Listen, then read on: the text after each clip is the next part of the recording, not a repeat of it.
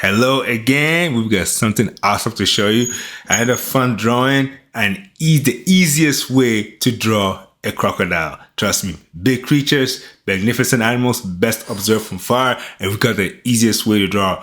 We're gonna use letters and numbers to draw them. Before we do start, please like, share, and subscribe, okay?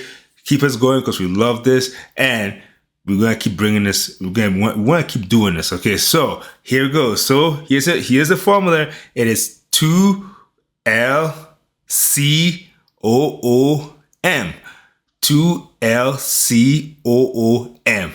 Remember that. That's what we're gonna be working with today. So stay tuned and don't forget to please like, share, subscribe. Let's go.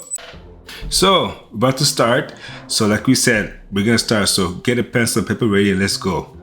So like we said, the number 2 right there. Okay, what comes next? L, right? Good. And C. Next is the 2 O's right there. Good. Place. Can you see the crocodile? No, not yet. Well, let's put the M. See, now with the M. Can you see the crocodile with the M now? Okay, let's connect them now. See, we're gonna connect them. And don't worry if you missed this, we're gonna go back again. You get a second chance to follow along. Okay. Also, you could always pause, right? There you go. See how we make the connections, and just like that, you can see the crocodile emerging now, right? You see. And one of the fun things about this drawing is that once you're actually done, you can still see the number. You can still see the number and the letter. Look, see, it's right there. See, that's what I love about it, right? It's like an illusion, you know, finding letters and numbers in them. Yeah. So we're gonna erase, because I don't particularly like pencils anyway, so we're gonna erase, we're gonna trace over it again with the black pen. So, ready? Go. See, 2LCOO and M.